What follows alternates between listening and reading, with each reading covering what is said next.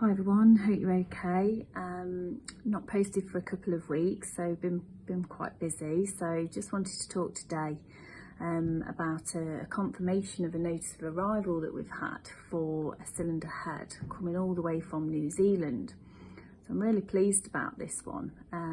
It just demonstrates that we're still cost effective with the customer having to send a cylinder head all that way. So I'm really excited to get this one processed and get it back to our customer, and hopefully we should see many more of these from that area.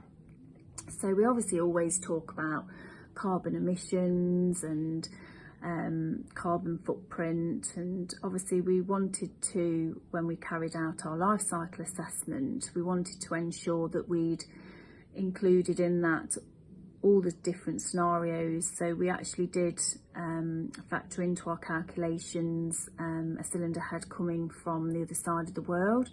So our results of that does actually allow for this. So it's not only from a cost point of view is it good for the customer, but it's also benefiting them in helping to reduce their carbon footprint.